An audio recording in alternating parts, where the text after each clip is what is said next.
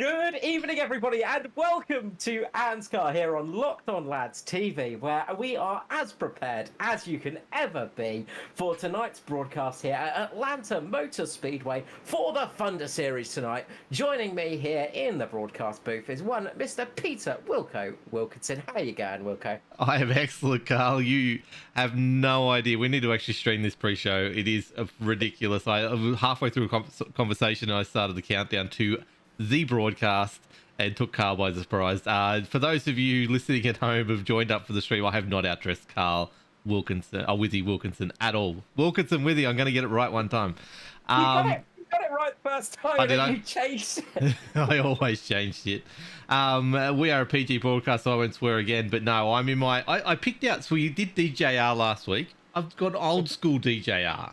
You can't quite see it on the stand up, but it's an old school, back when they were Wilson Security, back in about 10 years ago, I think I got this shirt. So got the Locked On hat, but no, I am not outdressing one Carl Withy Wilkinson.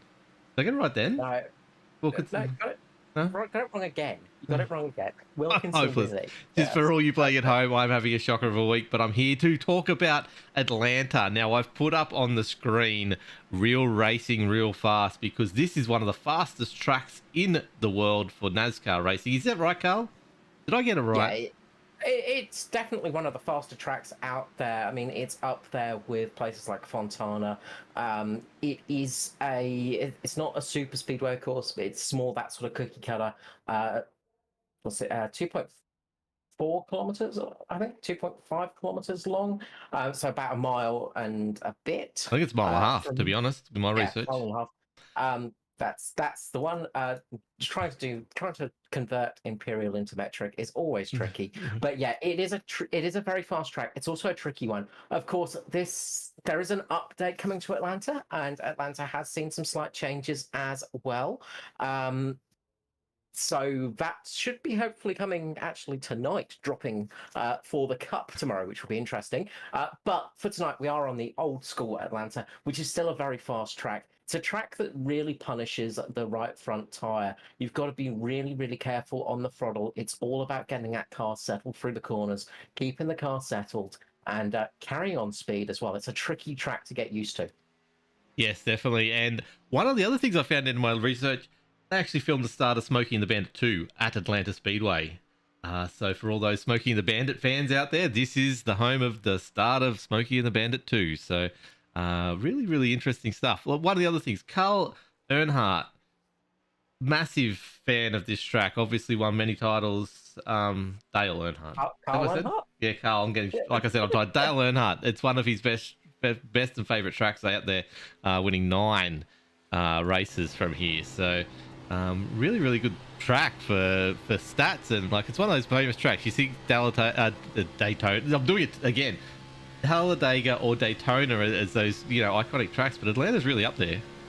Yeah, it is. Look, it's been around since the 50s, I think. So I think it was like 60 or something it opened, or yes, 1960.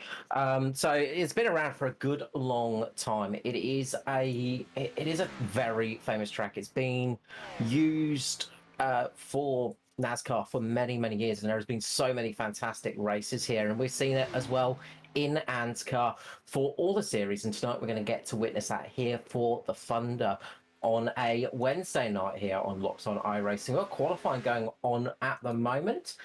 Just setting the times alight is Jaden Russell again. Jade Russ, very quick out the box with a 31.6, couple of millionths faster than Hamish Gallagher. Raymond Yeager up there now, 31.5, very quickly up there from Raymond Yeager. Very nicely done indeed for the Pinnacle Esports Racing member.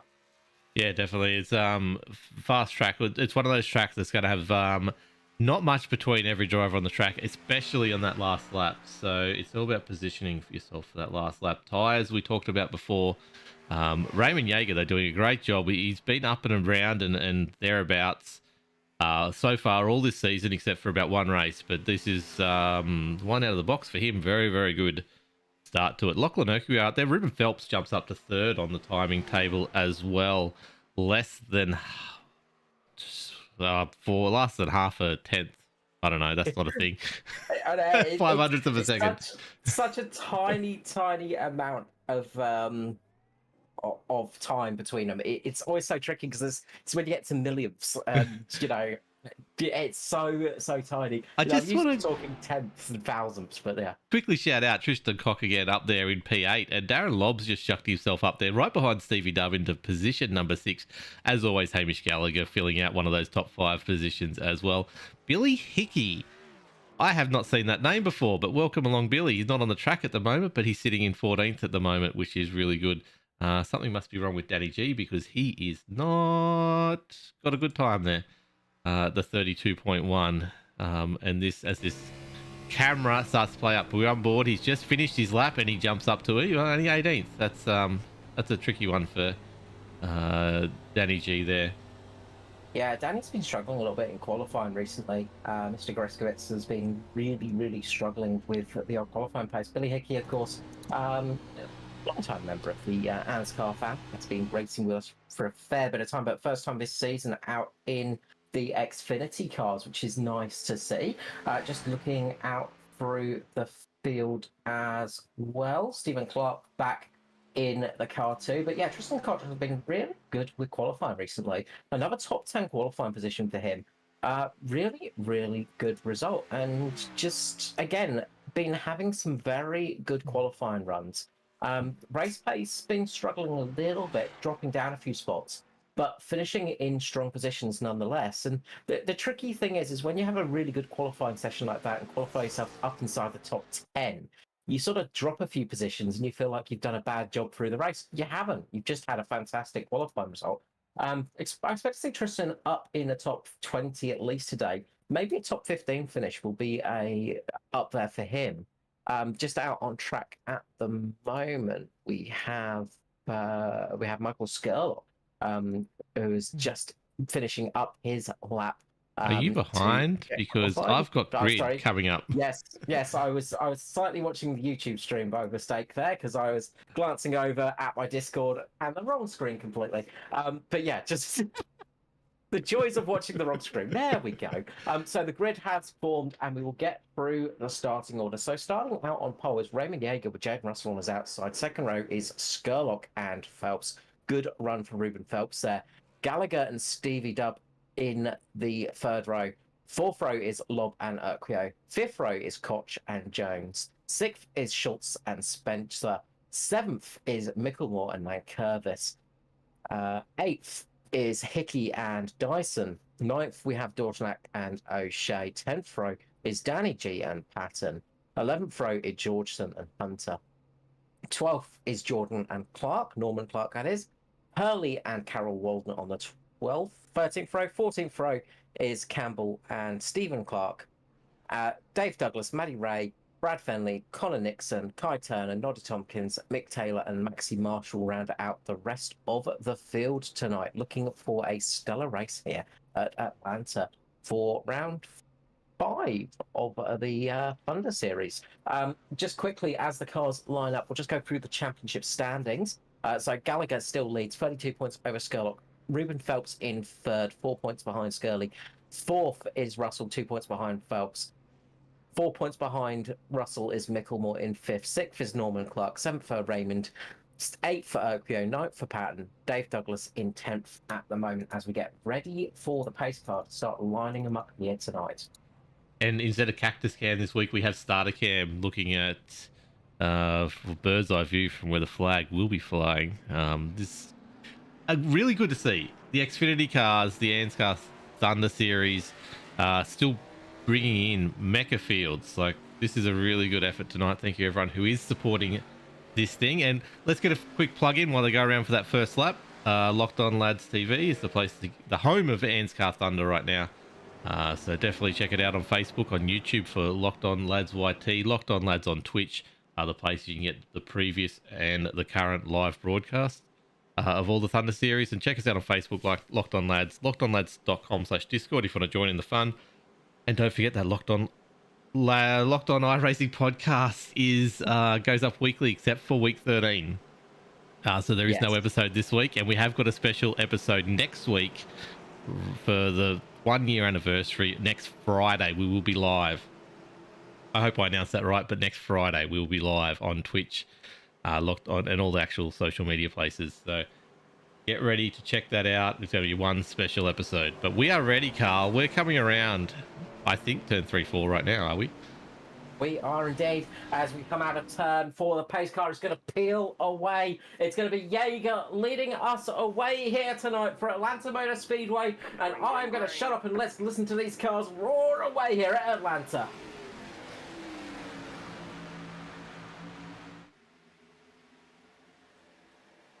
You already see Hamish getting up in behind Skurlock there, pushing Raymond Yeager along, but Jaden Russell has had an absolute flyer and got around to the outside and taken with him Ruben Phelps.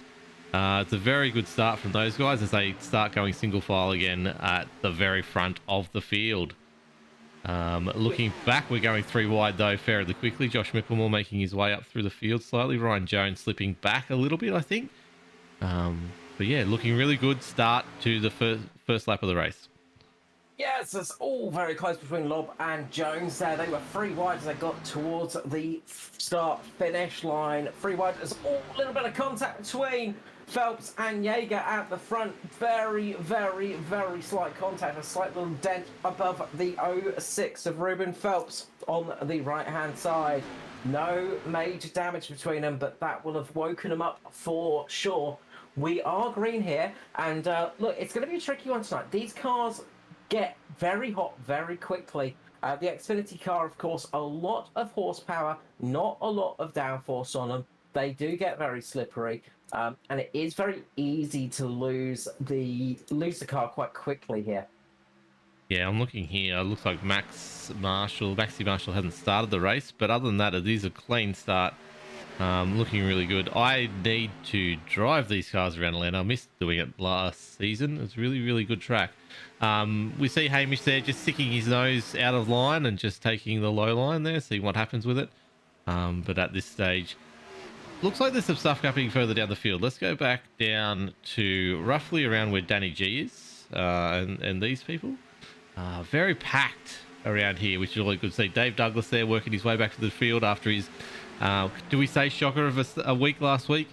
Sure, you won't mind us saying that. But Luke Jorgensen here and Danny G just sitting around nicely. Joshua Carroll-Walden all the way back down the back here yet again. I was saying before that he has actually had some good one-lap pace in practice tonight. But finds himself down in currently down in 19th position as Aiden Schultz and Ryan Jones seem to be jumping around up the front there as well. So let's move back up the front and see what's going on.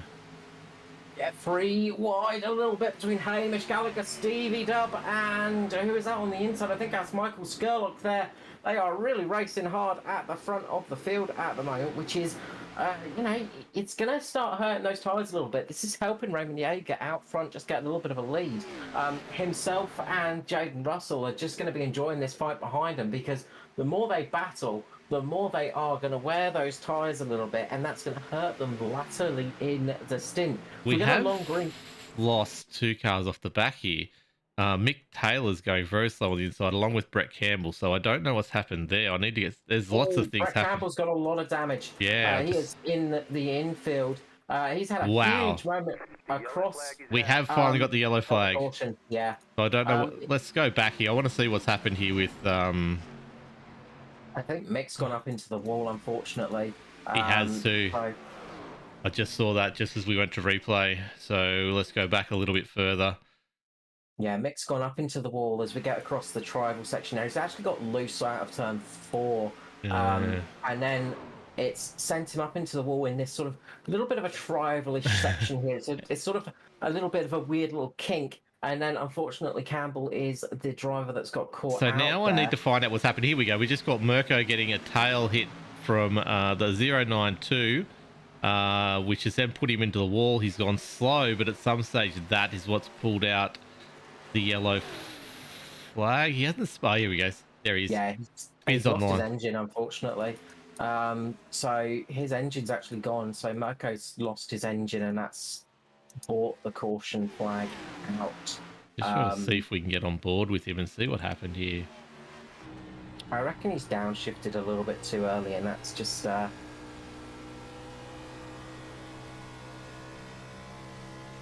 just listen here. Yeah, no, he's got his.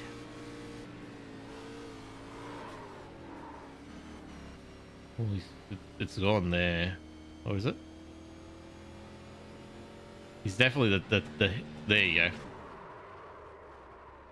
Yeah, and I think he's just missed the rev slightly, and that's just caught the engine out. So we've got the first caution down, 8 laps in. We have got 88 laps remaining. Of course, there is a tyre limit tonight, so they're limited to 4 sets of tyres, of course, which means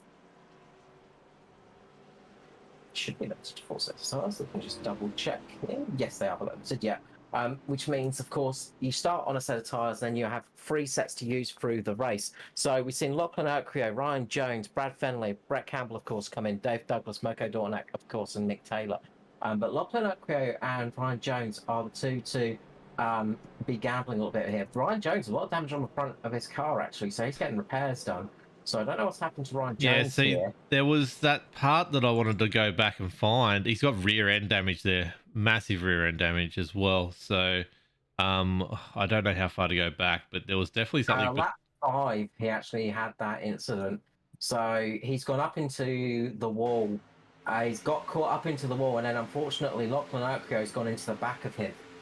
So Ryan Jones getting up into the wall, getting loose, and that caused that damage between those two. So yeah, so that's lap 5 of the race there. I need to get a button that goes straight to the exact spot of the exact lap, because right now I don't have that.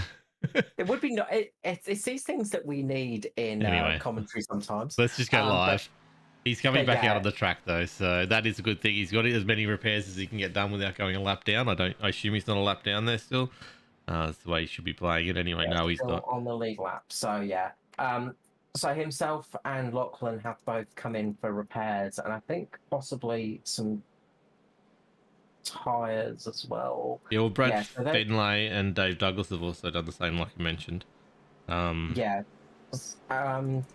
We've got Lachlan took 1:38 of damage repair. Ryan Jones took 1:27, so they both probably maxed out as much as they could risk without going down. So they both have damage left. Yeah, Dave Douglas actually don't think he took tyres. I think he actually just took a brief moment to see what actually happened. Finlay, I'm just going back to see the VB driver. Of course, everybody's everybody's favourite. Everybody's favourite drink. We all know what VB stands for, of course. But yes, none of them took. Dave and Fenley didn't take tyres by the looks of things. They just came in and got some fuel. So, interesting little strategy there if they didn't take tyres. Obviously, a long race to go here. Fuel is not an issue, so there's got to be some damage there that they've got to try to fix up, because obviously you will lose time over the course of the race with that damage. Are we about to go green? Look at that. Oh, we've got a little bit of time left. Okay. We're just going through through the second corner at the moment as they line up 2 by 2. My map's completely wrong. That's why I'm looking at the map and it's not right. Okay, so you should have heard how proud Wilco was at being prepared tonight, ladies and gentlemen. But nothing can going so well. Nothing can prepare me for how tired I am right now. We are coming into, let's have a look at this camera for 3 entry, and then turns 3, 4 as they come around, getting ready to go green again. I'm going to let you take this one away, Carl, as the starter cam gets ready to wave that green flag. As the pace car starts to get ready to pull in, Jaeger is going to be leading them away. It's his job to set the pace. As soon as that pace car leads in, he becomes it. When's he going to drop the loud pedal? He waits. He drops it now just before that line. Gets a relatively good start, but Jaden Russell is right on him. Russell gets a fantastic restart there on the outside, timing that to perfection. Russell getting alongside the 23. It's the 23 versus the 28 at the moment. Russell on the outside, Jaeger on the inside. The battle is on. Skurlock getting a good run behind them. They are side by side. They come down the back straight for the first time after that restart into turns 3 and 4. Skurlock on the inside. He's taking the title line at the moment.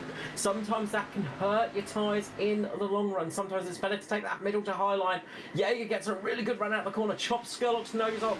Does not get the run on Russell this time, but Jaeger defending his position. Skurlock really putting pressure on that low line. I need to shout out here. There's a big gap, not a big gap, but it's 0.6 a second open up between Skurlock back to CV Dub. Ruben Phelps there, very, very loose on restart, and definitely lost speed there and backed that whole bottom line up, or the inside line up, and I think that's what's caused a lot of that gap. As you see, Ruben's dropped right back down to, well, right back down, but the 5th. But yeah, look, Raymond Jaeger doing a great job here. He putting it right to Jaden Russell, who's been one of the best performers so far this season as we go into round 5. Really hasn't missed a beat except for his internet. But this CV Dub slowly catches up this train to make it one long train yet again. What good racing we're getting at Atlanta. It never fails to something or other. That's a word, that's a saying, you know what I'm trying to say. As we go back to Luke Jorgensen back in the field here, battling around with Nigel Patton. Not a lot of 3 and 4 wide action at the back here. These guys are being really good, Carl. What did you say to them in the off season of 1 week? Oh look, I just told him to behave themselves, and as actually listeners, oh, who's that? I see Koch just down there, as well as Nankervis having a big moment out the corner. As we say that, just getting caught up behind Josh Micklemore as they get out of turn 2. Looked like Nankervis lost the rear of the car. He managed to save it. Good job from Jamie there. Billy Hickey as well, just keeping it behind Tristan Koch at the moment. The teammates working hard to keep the cars up there. Just as you were talking about there, the four-wheel code, cars getting loose on the restart. Something you want to watch out for here. The rear tyres heat up very quickly, and of course, as you're going through those heat cycles, as you put your foot down, it's very easy to lose the rear on these cars. So it is warm out there as well tonight. Track temperature of 39 degrees Celsius. So those tyres will be screaming in agony out there here at Atlanta. It's a tough track on tyres to begin with. When you've got 700 horsepower going through those rear boots on almost 40 degrees Celsius track temperatures, it is going to be painful. As went back up to the front there, because Hamish Gallagher's made a move. He's got past Stevie Dub, or he had got past him. They're now battling too wide as they go around. He seems to be holding that position. Jaden Russell is dropped out to 3rd there. Skirley's gone to the front again. So these front 3 are playing little games and sorting out who wants to be where, because obviously this is not the point where you want to be leading anyway. I'd be happy to be where Jaden Russell is, or Stevie Dub, just sitting back and looking after those tyres while the other ones set the pace out in front. But Hamish just refuses to get in line. This is what I don't understand, Carl.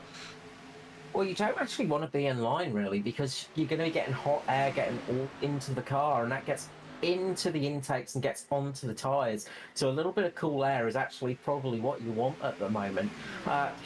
In all honesty, I'd probably prefer to be out front at the moment than behind people, because as you sit behind people, you're starting to get that hot air, you get that little bit of dirty air on the car, it unsettles it in the corners, you start scrubbing the tyres a little bit more, they get hotter, the car gets harder to drive. We saw it a little bit in the truck race. As soon as you started getting behind another car, it started to be a little bit tricky to pass, and it started to really warm the tyres up as Tristan Koch just had a little bit of a moment mid-corner with the massive battle pack he is part of. Very well safe. Just had a little bit of a back step out, I think. No, he actually got caught by the 52 there of Aiden Schultz. Little tiny bit of contact between Koch and Schultz, I think. If there wasn't contact, then it was just a little bit of that aero wash, just causing Koch just to get a little bit loose. He did a really nice save there. So yeah, it's really tricky, and honestly, it's one of those tracks where, because you're not really worried about fuel, sometimes it's nice to be in the lead because you're getting some cool air on the car at least. It is a thing of heat management tonight. Definitely, that's one of the things I like about you, Carl. You're hitting you on here, being able to educate the viewers and the other special comments people that are sitting next to you, telling them exactly how it is. I like it. This battle pack's very interesting. Like Tristan Cock, we said, is over qualifying, I think, at the moment, and doesn't quite have the race pace. He's only, like, we're talking hundredths of a second off, but you can see there where he's always in a fight, because there's always someone trying to get fronted by him at the moment. He's absolutely doing a great job, as Andrew Dyson just gets past him with a little rub that got him a little bit loose there as well, with now Billy Hickey coming up behind him and Luke Jorgensen as well. I think they're sneaking up behind him to make him work for his position, work for his what was a top 10 position, now 12th position on lap. I want to go back. Ryan Jones is actually coming up through the field here from his damage. His car looking really good in the rear there, compared to what it looked like before. Well, but he's on the freshest tyres, of course. Remember, Yes, he he is is. on fresh boots at the moment, and he is trying his best to get up there. It's not disparaging comments, Tristan Koch as well. We just want to make that clear. Is he is outperforming in qualifying recently. He has been setting some great single lap times as very close. 96 is in the wall, and he's come down. Oh, there's a big crash. That's JCW. That's multiple people. That's a caution. We've got a big wreck behind as Josh Micklemore. Oh, wow. JCW, Josh Micklemore, Kai Turner. So Kai Turner is actually the one that's started off that incident, just in front of Ryan Jones. Kai Turner in the middle finger racing car just gets up, tags JCW, Joshua Carroll Walden, and that sends JCW down into Micklemore, and that catches out Micklemore's teammate Danny G as well. He gets a huge slap on the front of that car. That's going to really hurt him out. Nigel Patton almost snuck through it. Look at Lockie going flying into the wall there too. I tell you what, go on board with Nigel Patton. He has an absolute great save in the Pinnacle car. He just gets caught up in it, but just slips it through, and manages to kind of avoid the worst of it. Matty Ray, Mr. Clean, Mr. Shing, did not keep it clean. The 83, a lot of damage to the nose of that car, and I think that is the end of the night for the SRM car, unfortunately. But watch this from Patton. He's just got nothing to view. It just comes from nowhere. Wow, he is 90 degrees. Full sideways. All at 90 degrees. And then he's back pointing the right way, and away he goes.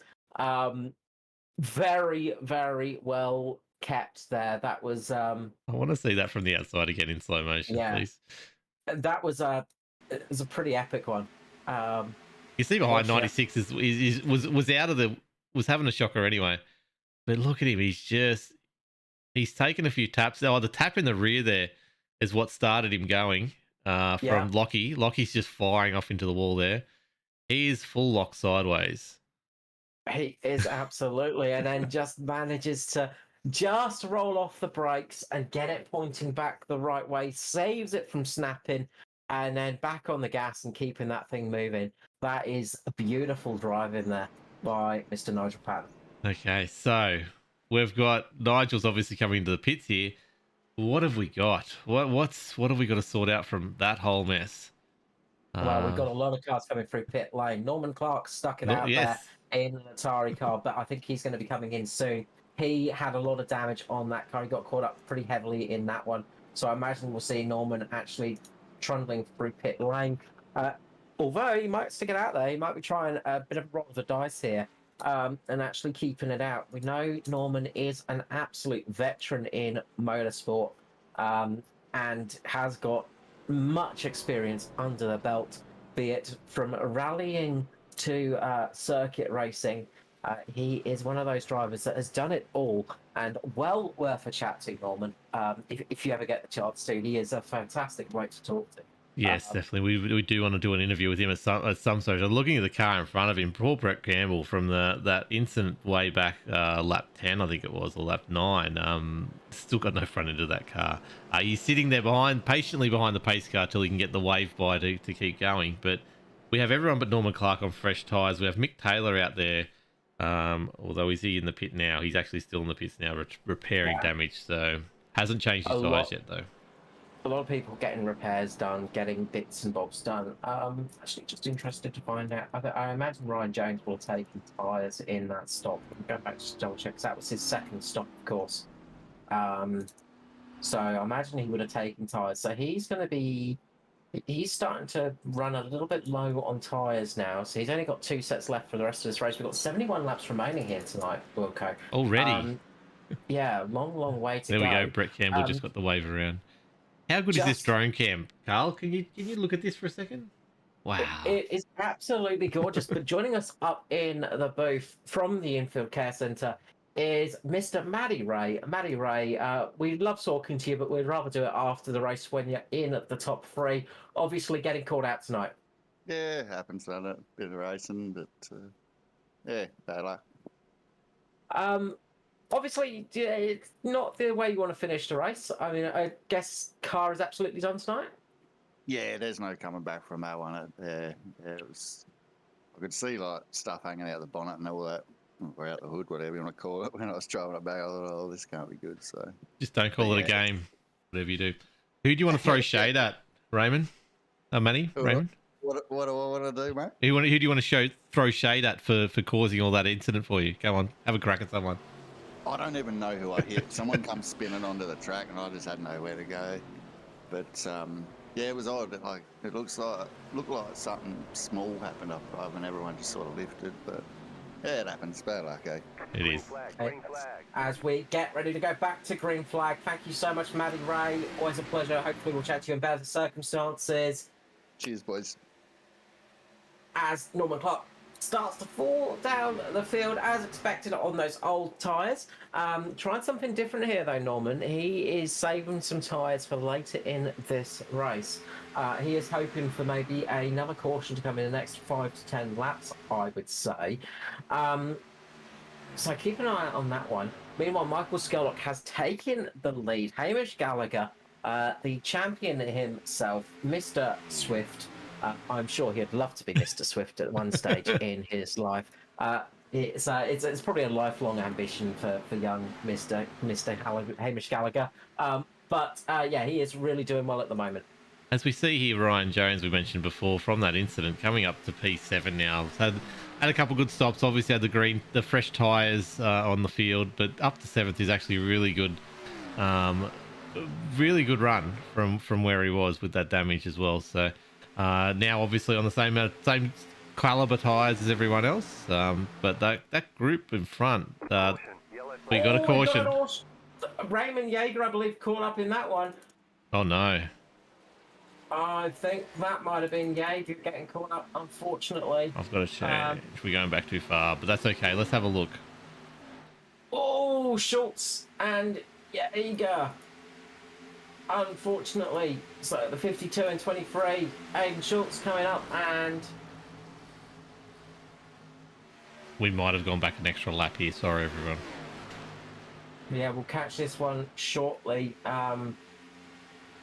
So they're going across the line, and there it is. Unfortunately, so Aiden Schultz has gone up into Yeager and caught the Pinnacle Esports racer in the front there, and that is a big moment there for our pole sitter. I'll have a look from not what he wants. In the 52 car. Like, let's go inside. Let's see what happened there. I reckon he got. It's a weird one. He got called for all. He probably got called clear, because they were almost 3 wide, and I reckon he thought he was clear there, unfortunately, and it's just caught him out. So that is a big shame there for Yeager. That is that's devastating for him, because he was having a really good he run was there. right on. He was the fastest one out there, was doing great. Obviously got caught up in the pits more than he wanted to be back down to where he was just there, but that's just unfortunate. Aiden will feel terrible for that. I don't know what's happened there, but he's just gone straight. Yeah, that's all there is to that one. But let's go back to live. Nope, apparently it wants to be an instant replay again. Well, the person this kind of works out for is probably Norman Clark. Clark, yes. He's currently sitting in pit lane getting some repairs done, and that it's gone well for him in that respect because it's given him the chance to pit. He's got fresh tyres now, the freshest of the field. Those other drivers would have done a couple of laps, only about, what's that, about like 2 laps of green flag racing. But he will be on some nice fresh boots now compared to the rest of the field, so that'll give him a little bit of an advantage. Also on the fresh boots, Danny G, Aiden Schultz obviously has had the incident, and there's a few others there. Dave Douglas, the casting couch man himself, is out there on some fresh rubber as well, and JCW obviously trying to come back from that incident before, and Matty Hunter. A lot of those guys though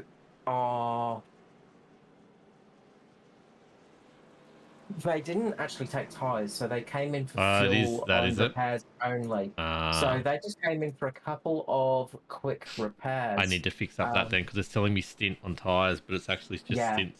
Okay, that's fine. Yeah. Rookie error myself. So that's the issue, is because it will classify it as a stint technically, but they are only on fuel. So it was fuel and repairs. Good evening to Mr. Curtis and Mr. Pearson in the comments. Shout out to Riley Curtis, not only watching us and commenting on Facebook, but then jumping over to the YouTube as well. You're a #1 star at the moment. That's definitely worth a gold star. Well done. Oh, look, Riley is an absolute pro at commenting. We should just see him a bit more in the racing, of course. But a big shout out to the sponsor, of course, Naked HD. But yeah, no, it's always a pleasure to have those guys with us. Of course, Neil Pearson and Riley Curtis, both very, very quick drivers in themselves. And, always fun to have them along, enjoying the racing. There is someone missing tonight. I've only just realised because he's actually in Facebook and he's done a shout out about 13 minutes ago to the casting couch. Luke Trahere, what's going on? Where are you? Why are you not racing? Luke, what are you not doing? I mean, Luke has had a busy week. He had a great night last night in the trucks. A very, very good run last night in the truck. So he will probably be recovering from the hangover, I would say, of a celebration from last night. I would love to celebrate for a win. That would be amazing. Teach me your ways, Luke. I know I've painted my car like yours. It should just get me there, shouldn't it? That's all I need to do. That's how it works. You just paint the car in pink and blue, and you win. That's how it does. Maybe you just need a way down on there. I think that's it. If you have the way down on there, that is the thing that's going to guarantee the victory. Yeah. How good is this digger cam? How good is this? I love it. This is the view that we want to see when they all come charging around the corner. But we are getting ready. The green flag will be dropping very shortly. You're going to see a lot of hungry cars. Some 29 odd cars come across the line as we go back to green flag racing. It is Michael Skurlock in the 350 leading away. Hamish Gallagher on the outside. Jaden Russell trying to get up there to fight too. Ruben Phelps having a good run. Dylan O'Shea, the rookie sensation himself, having another good run. Jaden Curtis, nice run tonight up in P6. Ryan Jones working his way through the field up into 7th. Darren Lobb as well, a very good run from him up in P9. Mr. Dyson up in 9th with Stevie Dubb in 10th at the moment. But this can all change very quickly. Yes, definitely can. As we go back in the field just a little bit, we're going to sit with Billy Hickey for a while as these guys up front battle it out. Billy Hickey, though, and Sean Hurley on his outside. No, it's Stevie Dubb. That has got to be Stevie Dubb, doesn't it? It does. Sean Hurley's behind him, trying to go too wide as they go around there. You see behind them Luke Georgeson and a few of the others there. Let's go back to Tristan Cock, who we talked about before. Got Stephen Clark on his outside. Oh, he's inside there. Really starting to battle his way back up there. I expect to see Tristan closer up to the top 10 by the end of the race. He's just nice and consistent, as we were talking before. Especially as these guys drop off in the field. There's a yellow car back there. Nobby Tompkins driving around in the top 20 there as well. Very good effort in such a strong field. Very good stuff there from Nobby as well. But back up the front, we watch Skurlock just start to put a gap on the lead. I probably should have been watching that to find out exactly what's happened there. But he's over a second now ahead of Jaden Russell and Hamish Gallagher, as really shows his pace. But I'd be interested to see exactly what happened there, if something split that crew up a little bit. Well, Scarlett is just setting the pace at the moment. He is just flying. I think he is just pushing a little bit harder as it stands. There's your digger cam, by the way, Cal. How good's that at full pace? Oh, that is what we want to see. Is just so close to the camera, almost wrecking it. That cameraman needs to be paid some hazard pay. We can't afford hazard pay. Don't give any suggestions. We can't afford nothing. If you want to sponsor us, let us know. Billy Hickey, once again, just in front of Andrew Dyson. There can't have been anything in that. Let's just jump back. Oh, yeah, this battle between Lob, Hickey and Dyson is what we want to see. It's all so close to each other there. Dyson and Hickey rubbing a little bit, possibly a little Hickey there on the side of the 41 of Dyson.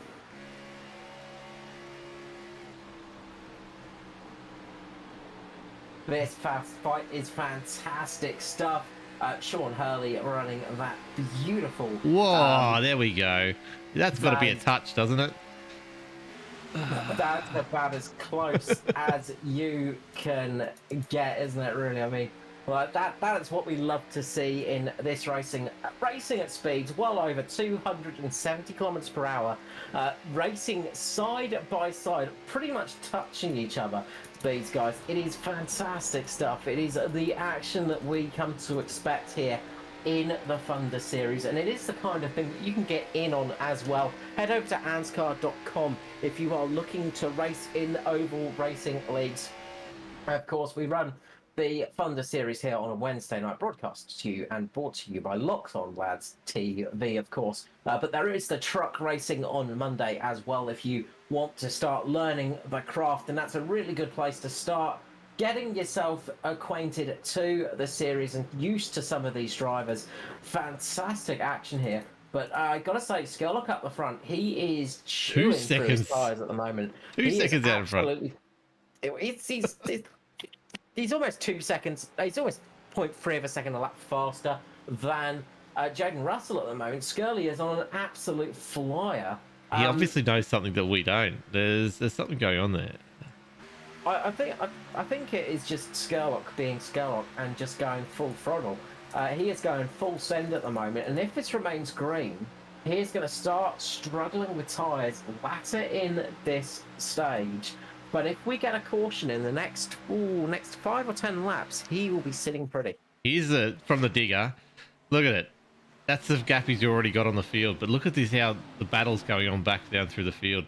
There's not many people who are just having a bit of a lonesome time out there, as the solo car goes at the end there. But yeah, he's definitely got some pace there. Like I said, it's now settled down to about 0.1, 0.2 of a second faster than the other people on the podium at the moment. But the damage is done right now. 2 seconds out.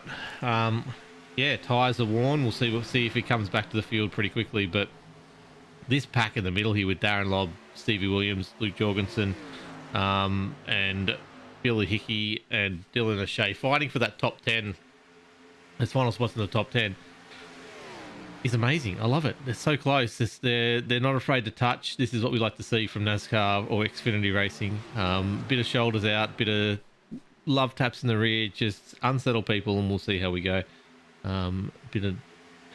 Bit of a mental game as well, as these guys duck down the inside and pull out, as we see Dylan O'Shea pushing through on. Oh, has he got him? Has he got Darren Lobb? I think he has. Not quite. But halfway through the race, Carl, what did you expect this kind of craziness? I did not expect the pace of Skurlock.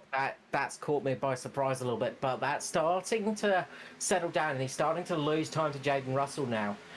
He is starting to drop off a little bit. Russell is starting to claw that gap back and keep an ever eye out on the man behind him. He is going to be going all too well tonight, Mr. Hamish Gallagher, in the Mitch Motorsport car. Uh, don't be don't be surprised if we see him have the best day he can and be the better man in tonight's race. A big star that he is, Hamish Gallagher. As all car going very well. I think that's, who was that in the background? That was Tristan Koch having a big moment with Sean Hurley, I think it was. Sean Hurley getting up into the wall in the Labonte beautiful cornflakes styled car, the Kellogg styled car. Just gets up into the wall and gets contact with the 550 of Tristan Koch, and that is going to hurt there as he drops back. Not what he needs. Hurley coming into pit lane as it looks like he's got quite a bit of damage.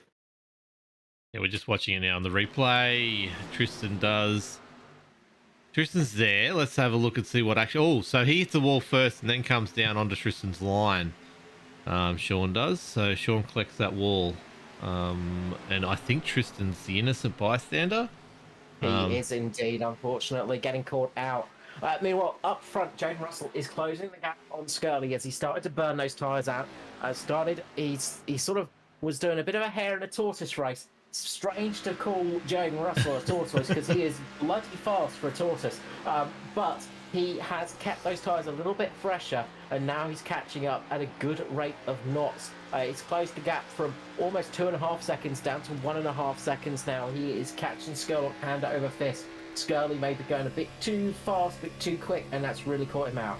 We are looking at 25 laps into the stint currently, so it is the time we were saying before the race, about 10 laps it starts to drop off, and then it'll start dropping off even more as you get through. But 25 is probably the longest stint we've had to date, so this is where we're waiting to see it. So we've still got 47 laps to go. These guys will need more tyres at some stage.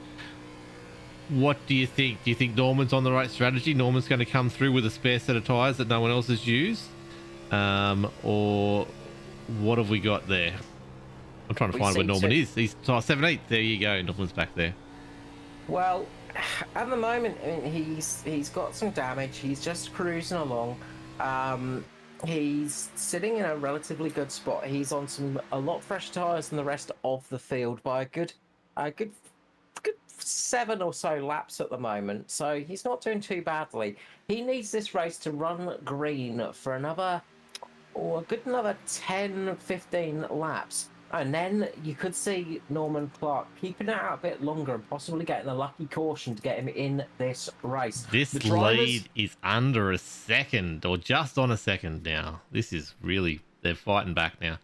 Quickly, do you just want to shout out Trev Micklemore's put on Hamish to win, Russell second, and Skirley third after his very accurate predictions last week. So hopefully that can come true. But yeah, these guys are really chasing them down. Although it's starting to plateau now at the well.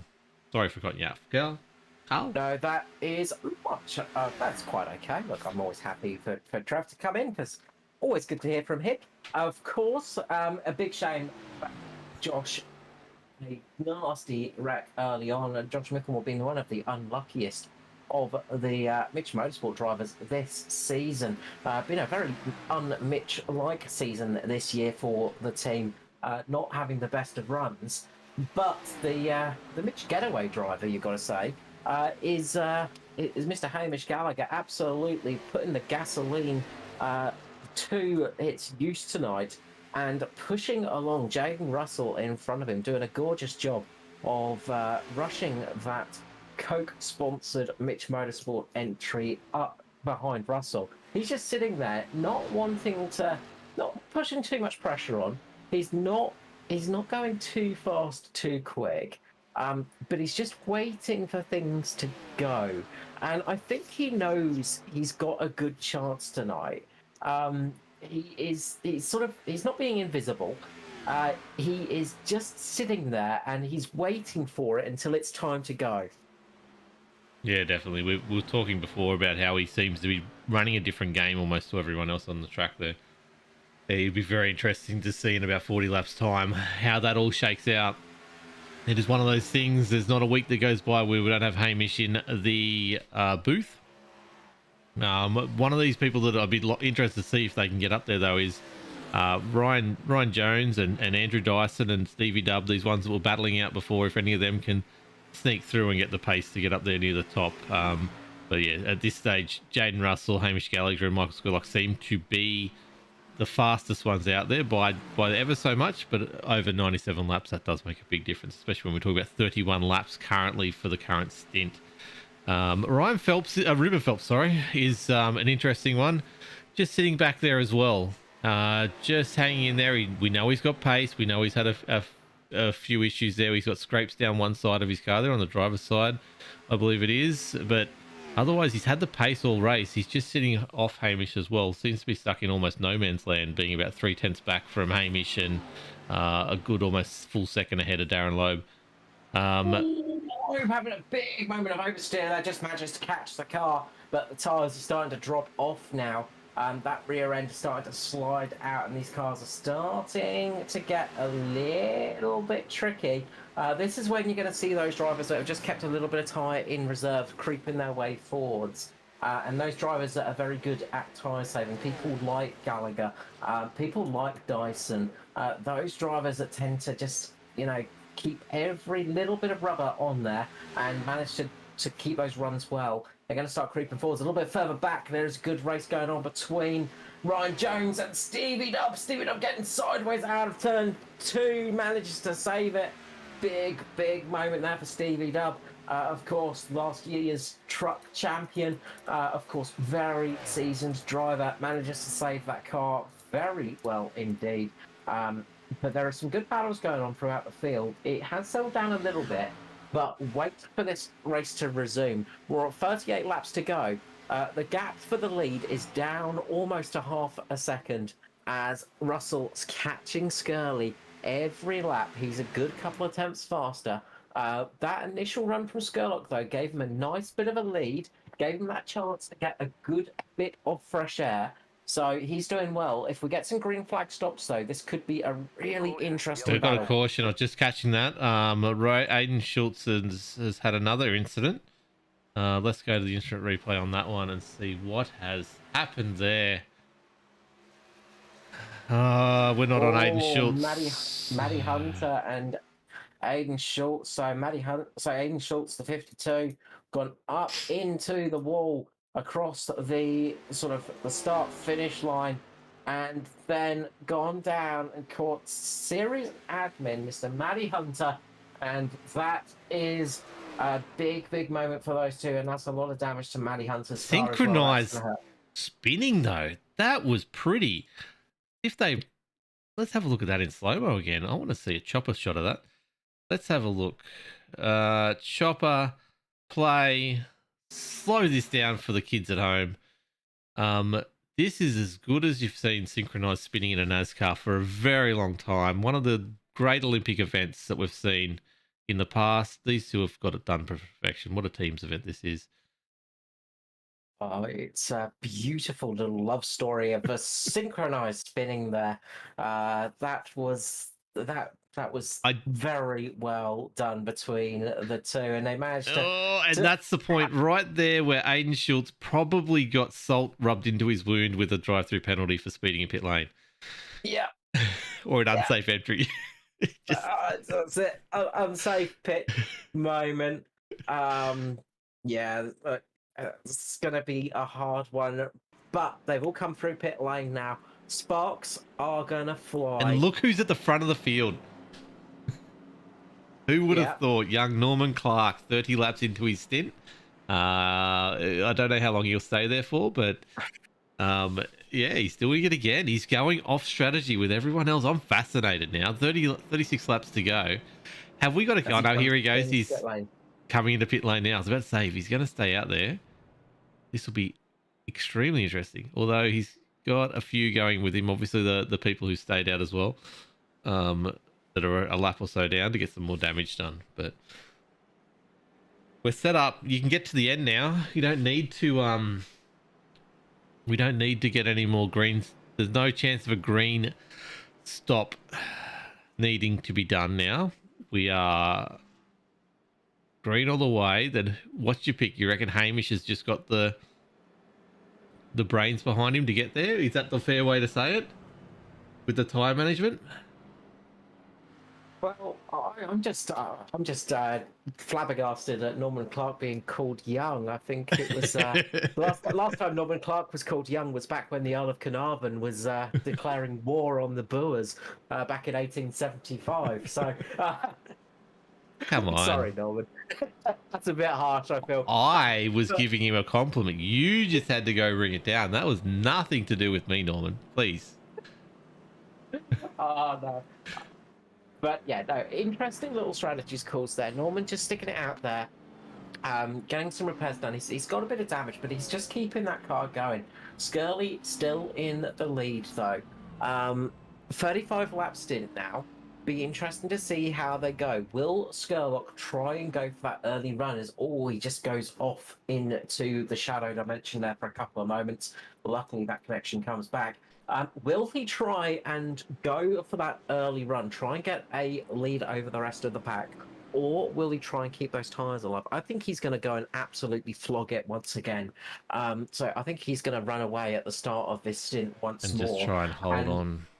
Yeah, the question is does Russell and Gallagher try and keep up with that? What will we see? Will we see somebody like Ruben Phelps just sit back there and not worry too much? Darren Lobb having a really good run as well, up into 5th.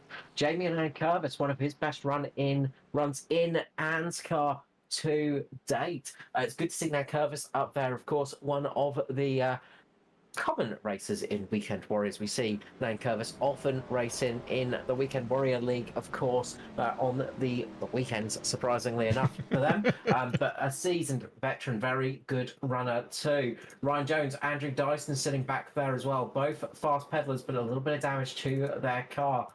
Stevie Dubb, Luke Georgeson. Luke Georgeson sitting in a good position in 10th at the moment.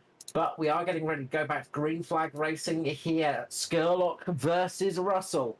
Who is going to get away clean here? I think whoever gets away well here is going to decide the race. He's gone Skurlock early. does not wait at all. I think he's absolutely leaves the pack standing. I think he has just made all his intentions known in one split second. Skurlock will not be headed now until the end. He is going to open this gap up extremely quickly. And like a good sprinting horse does, just try and hold on to the bear. And if he can get to the post without being passed, he can do it. But this is going to be fireworks now. Let us wait and see. Have you got a count, Carl? I've been trying to count, but what do you reckon? Everyone's got one set of tyres left, or everyone's two? They've got 2 sets of tyres left. 2 sets, okay. So yeah, it's not too... no, 1 set of tyres left, sorry.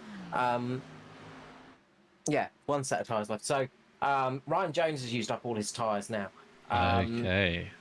So it's getting a little bit... One more yellow will make this very interesting to see who has and who hasn't got tyres. It's going to change a few people's races. That's it. I mean, pretty much the whole of... Everybody in the top 15 has got a set of tyres to burn, other than Ryan Jones, I think. Luke Jorgensen. I'm shocking tonight. Has just had a big moment. He got cut off, I think, and had to slow down massively, so he's got back a few positions. But we see that Tristan, this battle between Tristan all the way up to Dave Douglas is fascinating once again. This sort of teens position. There's lots of stuff happening here as Skirley goes out to almost 7/10 right now as he flies away from the field. Well, it's something we don't always talk about, though. Like in the sort of from about 10th down, those positions in the races here in ANZCAR, it is so fiercely fought, and it is such a close battle. I mean, these guys, when you're racing against them, it's such close, clean racing between them. If you ever get the chance to go out there, and I know you have, Wilco. I've never seen it that high up the field. Sorry, Carl, I don't know what you're talking about.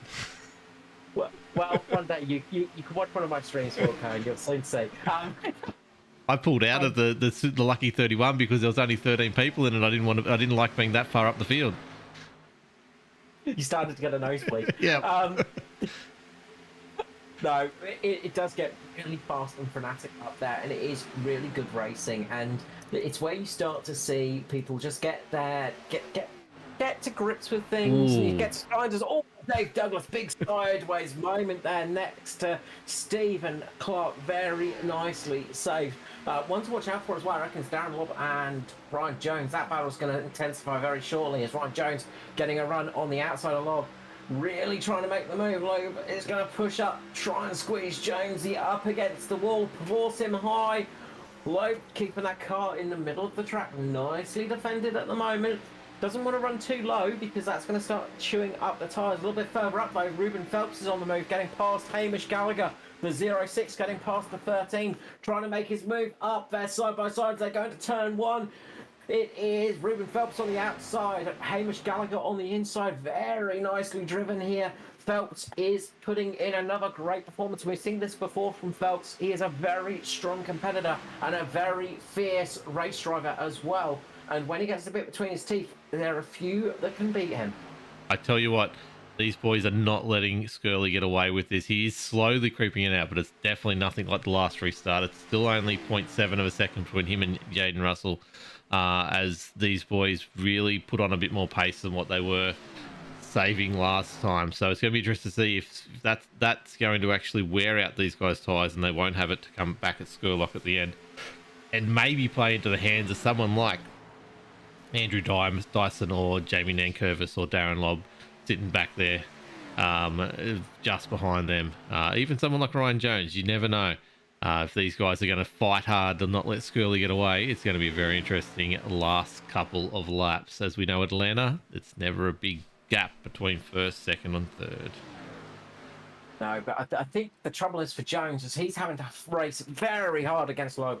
Jones getting sideways a little bit, lap back end stepping out, and that is the thing, is he's having to push incredibly hard against the 99, and I think that's starting to overheat the tyres a little bit, just struggling a little bit for pace as he's having to run that high line, run that low line, really fight hard, and it is just costing them both time.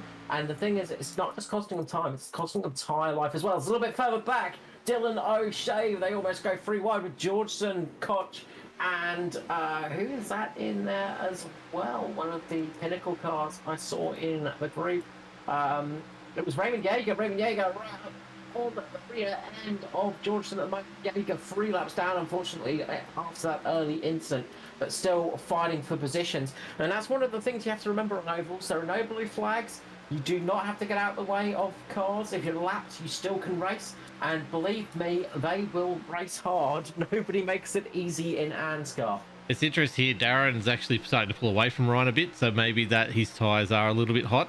It's hot and wearing slowly. As Darren just gets on the back of Jamie here. So the one to watch might be Darren here if these front ones don't use up all their tyres. But Skurlock, it's interesting at the front, is 0.8, so it's just slowly, it's 1/10 a lap. He's just sort of not even that, probably half a tenth a lap. He's just pulling away from them at the moment as Darren makes the move happen and pushes Jamie back to 7th into the waiting arms of Ryan Jones. Will be now hot on his tail, so I don't know whether Jamie's tyres might be the one that are bringing him back to the field, but Darren is putting on a really good effort here as you see Ryan coming up on the back of him as well. Yeah, some strong showings tonight from some drivers that we have not seen spotlighted too much this year so far. Of course, there's still a long way to go this season, but it is nice to see a few fresh names up in the top of the field and pushing away nicely. As Jones starts to try and make a bit of a move on Nankervis as well. Jones just falling back a little bit, letting his tyres cool down and now going back on the attack. And that's something you can do as well, of course, is just ease it off a little bit. Just let the car roll through the corners a little bit, not push too hard, let the tyres cool down a little bit, and then go back on the attack. And I think that's what Jones is doing at the moment. Oh, I had a fear there that Skurlock's internet was about to play up. He just dropped off the timing board all for ever so slightly. For those watching that watched last week, I hope it's not as bright here in Atlanta as it was last week in the middle of Texas. That's where we were last week. Vegas? No, Texas somewhere. Oh, whoa, Davey Douglas. using all the track there for some reason. I just want to have a go back and quick look at that one. Fix my HDR settings, and the graphics aren't as bright anymore, which is good to see. Just gets taily. Tires just holds on to it though very, very well. Yeah, I think Dave was trying to go to Phoenix there just to try and remind you of where we were We last were week. Phoenix, there it was. Yeah, just off in Arizona, of course. The slightly different state, because there's too many states in America. I mean, they need less places. It makes it tricky trying to Am I remember live all again? these Did he just places. do that again? Uh, I was live then. He just set it into the infield yet again. Anyway. Oh, there's smoke somewhere. Brett. Billy Hickey.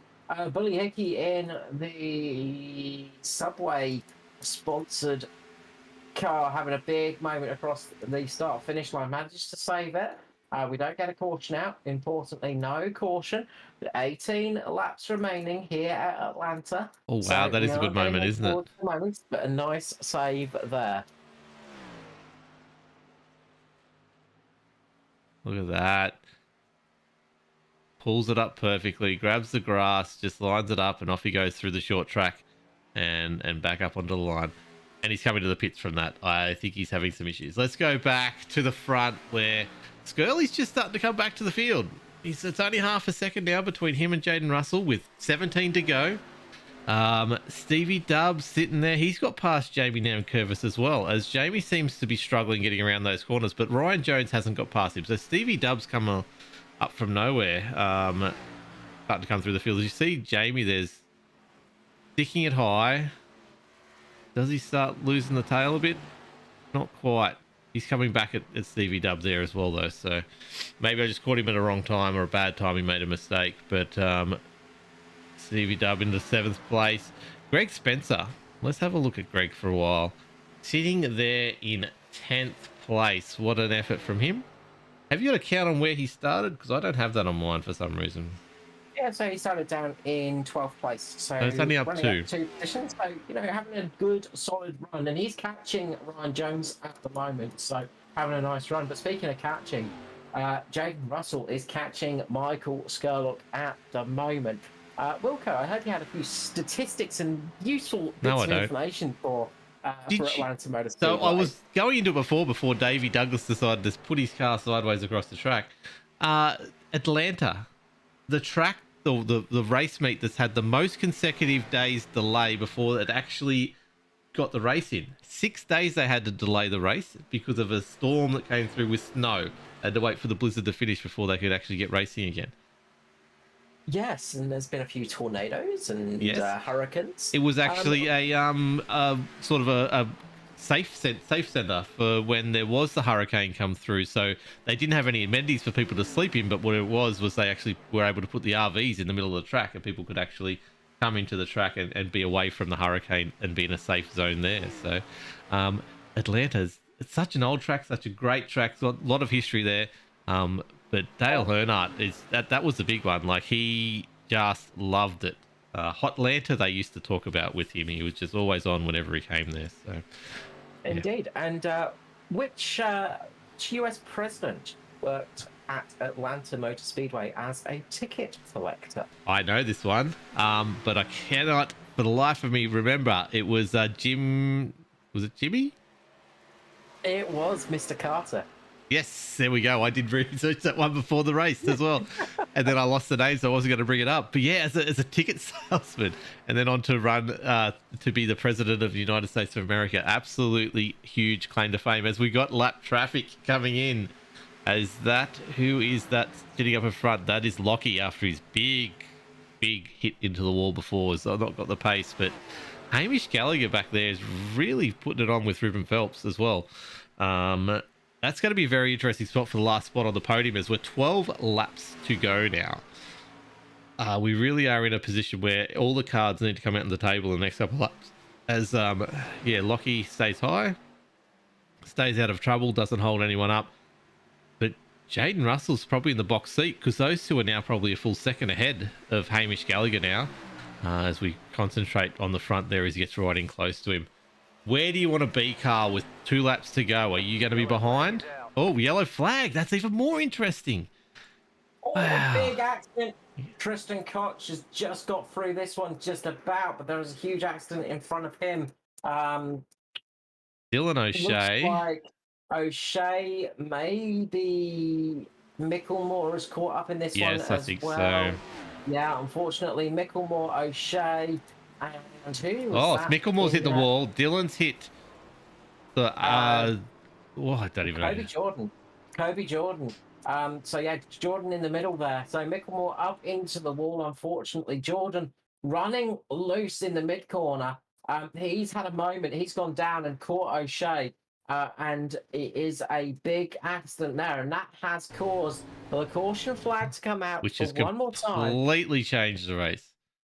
It is indeed. And this is going to be painful for Ryan Jones. This is going to be exactly what he didn't want to see. Ryan Jones, Danny G sticking it out there. I think they have used up all of their tyres and they are going to have to stick it out there and hope for the best. Meanwhile, the rest of the cars come in for a fresh set of boots here at Atlanta. Yes, as pit lane fills up, and I can't get pit lane cam to go. There it is. Look at them all. Look at all those cars. Looks beautiful, doesn't it? Such colourful pit entry. Well, pit lane. Sorry, not pit entry. As the boys start to come back out on track. But we stick here with Ryan Jones and Lockie at the front. They're hoping to sort of gain a lap back there when he gets waved around. So get back onto unlucky 13 laps down. But Ryan Jones and Danny G, 27 lap old tyres. I assume Danny G's he was one of those ones that pitted early with tyres as well, so he's probably got no sets left. You can confirm that later. Yeah, but he's used up all of his, unfortunately. with possibly probably about 7 laps to go by the time we go, they will sink through the field fast, unfortunately. Jaden Russell got out ahead of Michael Skurlock, though. We know Michael Skurley himself can get off the line like no one's business, but he will have Ryan Jones and Danny G to contend with. He'll have to, if any of them hold him up, it's going to be a very interesting start. And if Jaden can get away, he might just have the pace to hold on to this. This start is the most important thing you're going to see all night, and I am so excited. It's going to be fascinating indeed. Really looking forward to this one. Okay, let's go for some little bit more trivia here at Hotlanta. I've got nothing else, by the way. Don't try to pull anything else from it. You go for it all. Let's go for the open wheeler category. The old Indy cars. The IndyCar and, of course, Champ Car series. Who has the most wins here in either IndyCar or Champ Car? I'm not going to be able to answer that one. Is there an Andretti in the name? No, there isn't. But I'll guess the team. I can't even. You can guess the team. It would have to be a Penske involved, is there? Because you're smiling like no one's business. Wilco watching me. Yes, indeed. Of course, Rick Mears, the fantastic driver for Penske and legend himself, most wins for Penske. Of course, second most wins was actually McLaren. Wow. That is interesting. McLaren back in the day with Johnny Rutherford back in the 1970s. As we go to quarter 1-2, I thought they were coming into 1-2, but they're not. One entry. There we go. We've got them here. The M&M car, the JK Signs car. Oh, they're gonna play a big part into What's that? Just gonna grab up Mr. Billy Hickey. Billy. Welcome to the broadcast booth, Billy. Obviously, rather see you here at the end of the race, but nice started. Not quite, no. Yeah, but a bit substandard. Look, it started off really well. My practice was terrible, and then I got into qualifying, and geez, we actually managed to pull something out the bag. And then we went, and we qualified P15, the race pace. I just thought I'll just take it easy, and then yeah, made our way into the top 10, which is quite a surprise. I haven't been in ANZCAR for what feels like about 15 years. I know it's not, but it's been quite some time. It's great to be back. And inside the top 10, I've always struggled for just top 25s alone, but to be in the top 10 was pretty cool. And then had an unfortunate rub, and it all just came unfurled from there.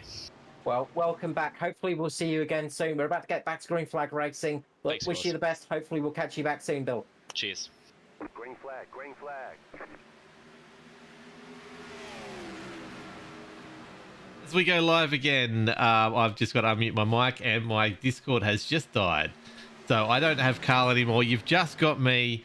Hopefully Carl will come back to me soon. We have live racing. We are on board with Ryan Jones as he goes back through the field slightly. But Jaden Russell has, in fact, got away to an absolute flyer as we hoped. And interesting there. Andrew Dyson is, like I said, is actually up there in a pretty good position as well. But I am now not even in Discord at all. So hopefully I can get dragged back up here and we can get Carl to get in for these last 5 laps as we fly around. And Carl probably doesn't even know I'm here. I'm not there. But anyway, Jaden Russell has got a 6/10 lead. Caution, yellow flag. We got a caution and Carl's back with me. I don't know what happened, Carl, but I don't. What's happened in this caution? Stephen Clark. Yeah, not sure. I was too busy actually trying to figure out where you disappeared to. I kept it going. So I was sitting there talking away, so I noticed that there was nothing going on. Let's go back and actually find out what's happened. So Stephen Oh, he's Clark facing the wrong direction here. This is not he good. is In the middle of the line. with He's- Spencer. He's had a moment with Greg Spencer, and then no, it was Spencer. So Oh, you have to forgive me as I don't have all my cameras up working, but yeah, just contact between himself and Spencer, and that's Lieutenant Clark around. Huge hit into the wall. is that's 015? I want to look from here, from his gyro. Let's have a look back here. So he's just fine. Nothing's going wrong. He sees the car spinning. He's come up. He's slowed down. And beautifully, that is how you avoid an incident. You take it slow, you pick a line, you wait for them to stop. Look, Stephen held his brakes like he should have, which is really good, and that's a very good example of how to get through the field without making a big wreck even bigger. So, well done. I just want to quickly jump to Norman Clark quickly. He has come in and he has got a set of boots remaining. So his strategy now Here we go. could pay off for him. He's obviously not got track position. We've only got three laps remaining, so it's going to be tricky to do anything from here. But he's got himself an opportunity here. That is going to be interesting to see. I must say, he's one of the first people on the scene of Stephen Clark when he entered back into the middle of the track and just went below the line. Could have been the end of Norman Clark's race, but instead he's got a fresh set of boots when no one else does. He's at the back of the field. He's got probably 2 laps by the time he gets there to get as many positions as he can. I don't think he can do it, Carl. He could be in. He could move himself up into at least a top 15 finish if he gets a good run here. So he could be in for a decent run to the flag here, and it could be a fun one to watch in a bit of a replay later on for sure. But it has left him in a fairly good opportunity, in all honesty. Although there's not much difference on tyres. There's only about 7 or so laps on the tyres, and not many of those are under green flag. So it is, as I say, it's sort of, it's not ideal, but it's going to be interesting. The ones to watch, though, look who's in the lead of this race. know. I was commenting on that while you were in the netherrealm of Discord and I got banished away. Andrew Dyson, I mentioned before, he was sitting back there in 6th or 7th, just biding his time. If anything happened up the front, here he could come charging through the field and find him at the front at the end. He obviously had a really good stop, last stop. Although a second quicker than Hamish, a second quicker than Skurlock, which overall pit lane, that makes up a second. He was only a second behind, so easily jumped him in the pits. So good entry, good exit. That's what it does for you. But wow, we're gonna have 3 laps to go. This is going to be an exciting little finish, Carl, as we come around to go to 2 laps to go.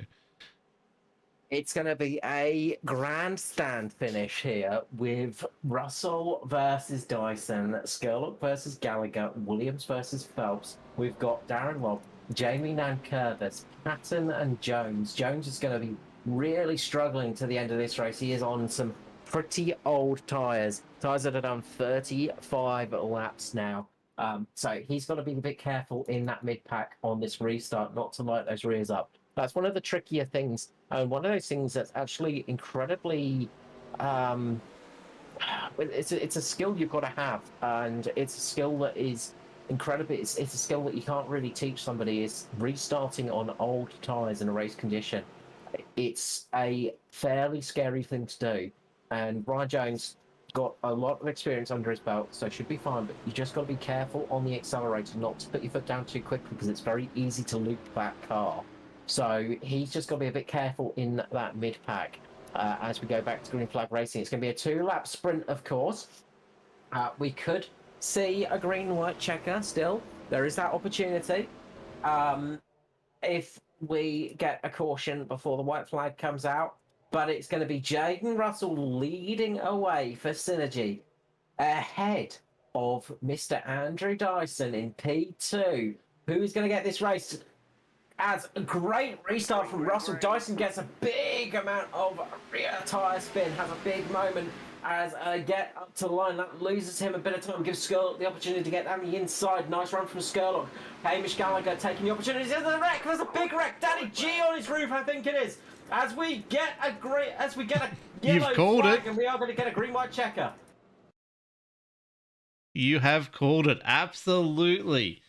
As oh wow, that's Norman Clark was going 3 wide between Kobe Jordan and Danny G, and on those fresh tyres, he tried to make up those positions. Unfortunately, Kobe Jordan's just gone up into Clark, and then Danny G has had a huge accident. Talking Olympic events before, this is 100% the best pirouette I've seen on a racetrack in a long time. He just sits it and hangs it there, spinning perfectly in spot. Just beautiful, absolutely amazing.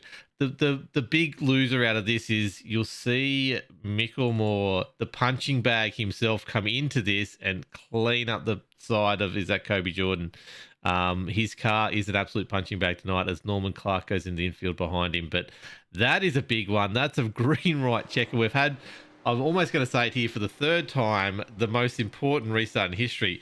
The big loser out of all that is Andrew Dyson's dropped back to 3rd. So he will be starting from the 2nd row next to Hamish Gallagher. You say... Oh, what's happened there? Oh, that's Dyson doing some tyre work to... What's going on? I think Dyson has not realised that... Wait, have we got a green-white checker, or is it... Or does he think it's over? Race over. We don't get a green-white checker. No, that's the finish of the race. Oh, there you go. So Dyson we called it. Dyson was just celebrating that. Yeah, obviously, that's weird. I thought we would have got a green-white checker then. So someone made a mistake. Yeah. I'm trying to work out why on the pace lap he's all sideways, but he has got the podium. Yeah. That's why. Yeah. He's just 1 ahead of us. So, no green-white checker in the actual... so I think possibly an issue setting up no green-white checker, because that should have been a green-white checker, I think. But that does mean that Jaden Russell takes victory tonight. Dyson was there celebrating away in P3 behind Michael Skurlock. 13 positions gained for Dyson there. Very nice run. Hamish Gallagher finishes in 4th with Stevie Dubb in 5th. Nice run for Stevie Dubb. Ruben Phelps comes home 6th. 7th for Darren Lobb, one of the strongest finishes of his season. Jamie Nankervis in P8, 6 positions gained for the night. Nigel Patton, 11 positions gained for the night. Dave Douglas, 19 spots gained in 10th. Very well done. And only 1 green-white checker allowed, I'm getting told by Rolly Curtis. The other one wasn't a green-light checker. We had 2 laps to go when we started. So, yeah, that was not a green-white checker situation. So it was a... It was just a normal caution with 2 laps to go when they crossed the start-finish line, as far as I was aware. But anyway, we're going to have to talk about that later. Let's go through the rest of the result. Ryan Jones holds on to 11th. Luke Jorgensen in 12th. Very strong effort from him. Well done. JCW, Joshua Carroll-Walden there in 13th.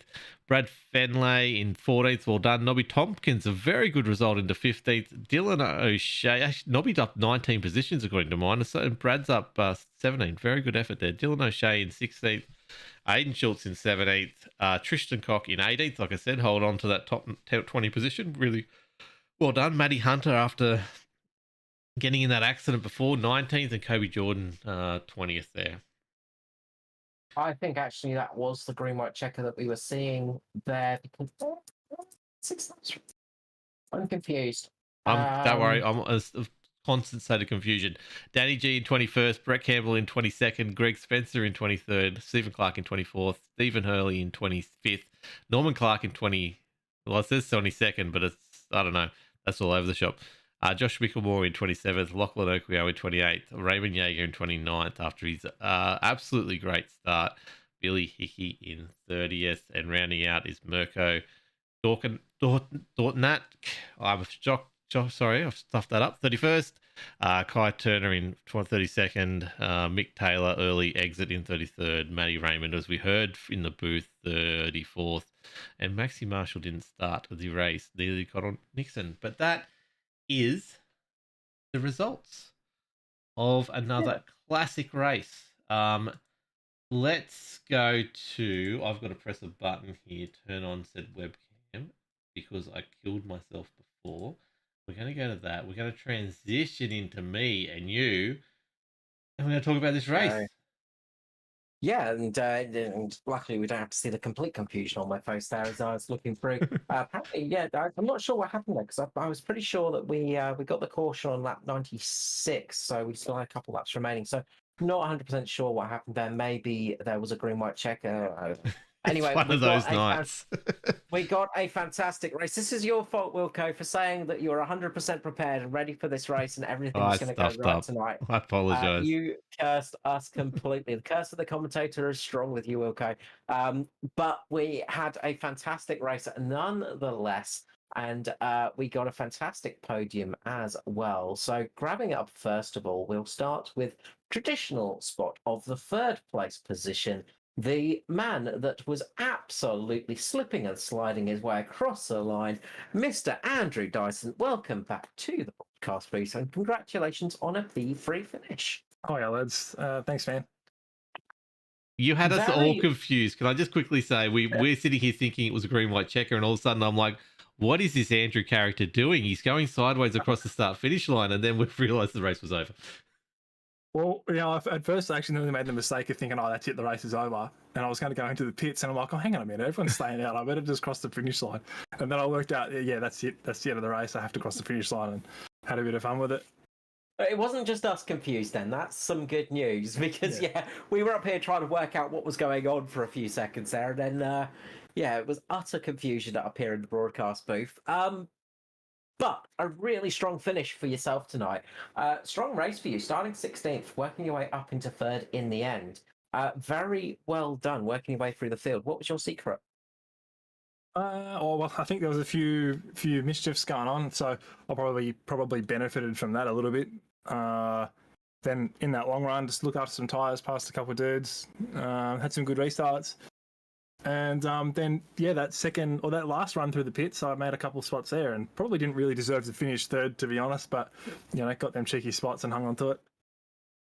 Yeah, how hard did you go at that pit lane? Because you're a full second ahead of both Skurlock and Hamish Gallagher in that last stop. Every other stop, I pretty much came into the box and I was way too conservative. And that last one, I just stopped in time, like with it all locked up and a little bit sideways. And then I was a little bit like slack getting out of the box every other time through the lane as well. So I made sure I was, on my toes and ready to go. And had a good run out. Very well done indeed. A really nice finish there at the end. Obviously, working your way through the field as well tonight. How tricky was it out there on track? I don't know. It wasn't too bad. Everyone was pretty good to go to race with. Plenty of room left and all that sort of stuff. The main things you probably had to look out for was maybe getting a bit tight on the way in and a bit loose on the way out. But that was pretty nice to drive. So I think most people would agree that it was a pretty nice car to drive and it wasn't too sketchy. So it was all right. Look, congratulations on another solid finish tonight, another strong run. You're making these visits up into the broadcast booth a regular occurrence. Yeah, not so much lately in these cars. I've been dropping the ball a bit, but it's good to come back and get into the booth on one of these races. I think this is the first Xfinity race I've finished this year, so it's good to finally finish one and get it in a good spot too. Well, it's nice to have you finally up here in the booth for the Locked On Lads broadcast. Congratulations. And before I let you go, the usual thing of shout out and love to sponsors and everybody out there, Mr. Andrew Dice. No worries, mate. Thanks for having me in. Thanks to Locked On Lads or Locked On Lads TV for putting on the broadcast. We appreciate that. Thanks to all the guys at ANZCAR for putting the whole show together. Thanks for all the boys who jumped in DPR tonight and had a race, and to all the drivers tonight. And shout out to, I think this was Synergy Sim Racing race tonight, so shout out to those boys, and they won it too. Cheeky dogs, we can't be having that. Shout out to Simrigs.com, South Allison Hoist, Phoenix Smokers, BMX Mechanical, and MP Designs, and I'll hopefully see you soon. Thank you so much. I'm sure we'll catch you back in the booth soon. Always a pleasure. Andrew Dyson, DPR. Thanks, mate. A really strong night there from Daiso, and again, just one of those drivers that is constantly just able to get that car in a good position. Yeah, definitely. And obviously, we're going to places like Coda next week. We'll probably have a chat to him again there. Very strong on the road, but we'll see how that goes. But interesting to see that was his first entrance into our booth on an Xfinity race. As he said, it's not been the best of seasons for him so far, but yeah, good to see him back up the top. Yeah, always a pleasure to have Mr. Daiso there. Next up, we will grab down one of the Mr. BMX bandits, the man with the moustache, the legend, the man himself, Mr. Michael Skurlock. Welcome to the booth, mate. Hello, Carly, mate. Looking beautiful there, mate. Oh, look, I try my best. Mr. Skurlock, your season seems to have the momentum of a runaway freight train. What is the success? The key to your success this season in Xfinity? Probably not knowing anything about anything. Like, I didn't even know that I was running in points today until I was listening in on the broadcast, and you said it at the start, and I was like, oh, I'm in second place here, boys. I didn't know. Can I just say, remember. Can I say it impresses me that you're listening to the broadcast while you're out there ready for the race? That's I'm rather impressed by that. Now, Skurly, you're a man of many talents, and you drive these things off the rails all the time. What were you thinking when you went 2 seconds out? Was that you just pushing as hard as you can and hoping for the best, or what happened? What was going through your mind? I could hear you guys, and I'm like, man, like I was half of me was going, yeah, I'm driving good, I'm driving good, but then the other half's like, well, I can't be driving that good. Like something's going on. Like why are they trying to save fuel, or you know what I mean? And then I did find out that Hamo and Russell, bit of teamwork going on there, unofficial teamwork. So if they were both collaborating to save their stuff for later, I can understand why everyone was kept back, you know, because I thought at least one person would try to make a lunge and pass them or something. Because I was wondering why they were all so happy to sit back and lose so much time. And it almost worked for me. They did start gaining back at the end, and I tried to fight on, but you can't really, if you stuff up the start of your run and go too hard, you can't fix it halfway through. Like you're stuck on that strategy. You know what I mean? Yeah, no, absolutely. It's one of the tricky things, of course. Tires, when they go off, it's hard to get them back, isn't it? Yeah, well, that's what I mean. I don't know. I mean, I think there is ways of trying to get them back, but I mean, I don't really know. I just try not to be aggressive on them early and try to keep it, try to keep the same turning on the wheel like throughout the whole run. That seems to be the key. And just don't start winging it around like a gorilla. You know what I mean? And you'll be right. That's my problem. I know now. Yeah. We finally know where we'll to go more than 180 on the wheel when you're turning in. Oh, what? I've got to learn. I've got to go to Skurly's school of driving. That's what I need to do. How much do I pay for that thing? Look, mate, a couple of grand. Tell us about this paint job. Where'd you get this from? Oh no, just chit on the rim, mate, is one of my sayings for some reason. I can't remember why. I think it's because a while back, I used VR. And when I get right into the race, I like find myself like hunching over and almost like got me chin on there. And especially when you're in VR, it looks like your head is over the top of the wheel. So I'm like, man, I got my chin fair on the rim here, right on there. And it just became a thing, mate. So I'll just chin on the rim car. This is. So before you started sim racing, did you have a full beard? No, on and off, mate. I go through the variety of You've just worn away that bit of facial hair where you've been busy putting the old chin on the rim. No, congratulations to that, Scully. Can I ask Well one more question? Are we going to get a motivational video again for the Cup Series tomorrow night? Have you got it planned yet? Oh, mate, just see how I'm feeling. If I'm feeling good, mate, I'll put something in there. Okay. I like to.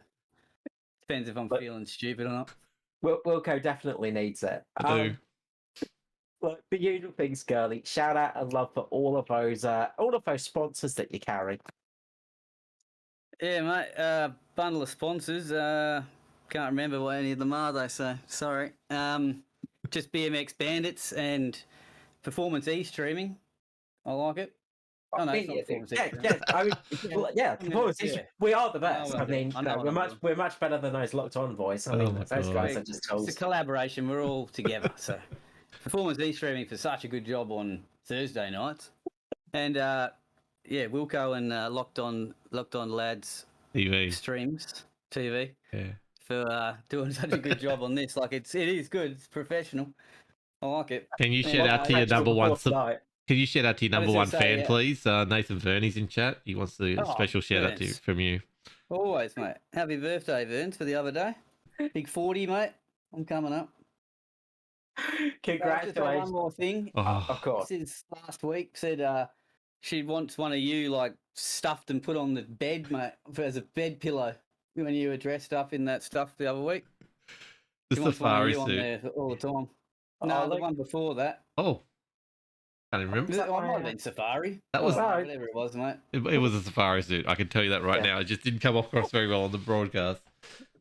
She wants you as a sex pillow. Can't blame her. Thank you so much, Mr. Skurlock.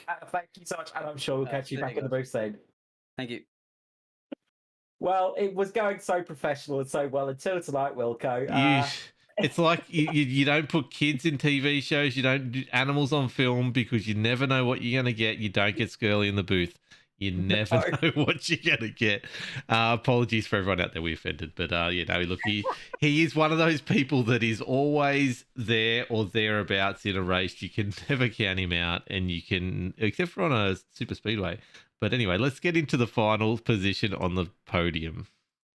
And it is winner, chicken dinner tonight. Mr. Jaden Russell, congratulations on a fantastic victory here tonight at Atlanta for the Xfinity Series.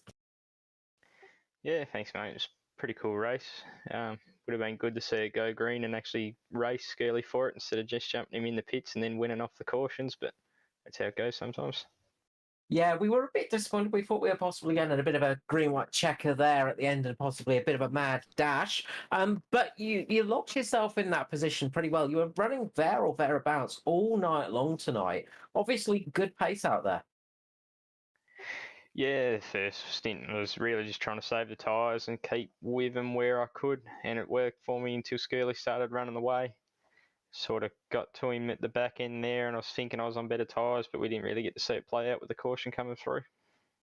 Now, what were your thoughts there when you saw Skull absolutely bolting away? Did you think about possibly trying to catch up, or did you decide, no, just keep with your strategy for this race?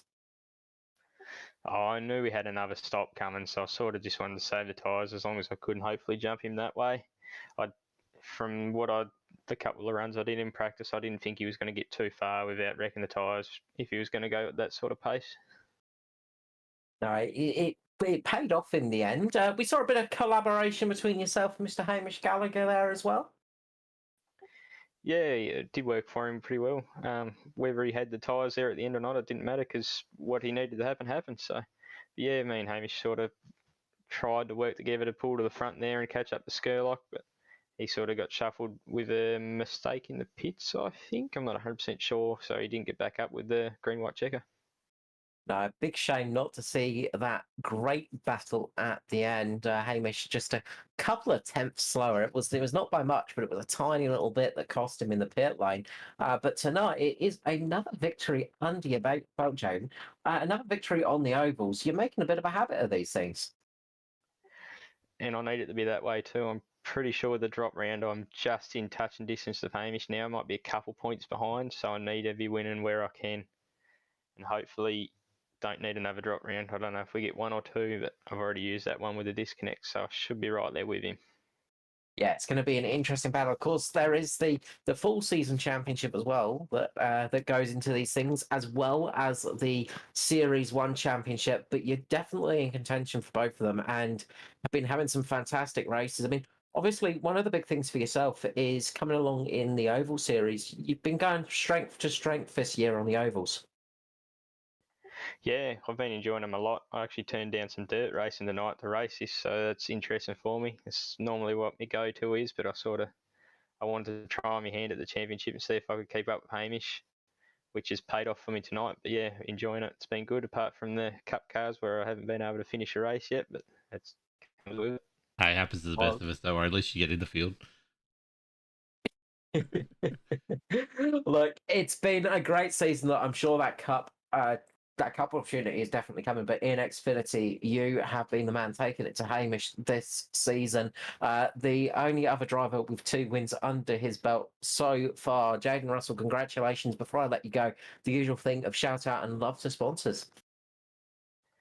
Yeah, just everyone with Synergy. Scotty, I believe, put up the sponsorship for tonight, so that was good of him. Put it under the team's name, so yeah, it was good to win that one. I mean, winning the race for the team's race as well. I mean, that's a good feeling, isn't it?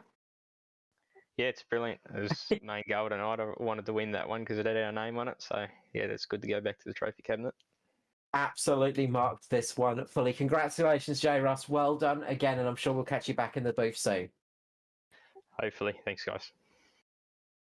Jaden Russell there, Synergy. Another win for J. Russ, and coming from last season, really coming strength to strength, and has become one of those drivers you can count on for getting those wins. Yeah, definitely. Like, he is definitely, I think, one of the people to beat. Even though technically it doesn't say that on the board, he's got 2 wins under your belt, as he said. I think there's plenty more to come. Definitely won't be the last time we talk to him in the winning position at the end of a race. I think the others haven't quite got the consistency just yet on what they really need.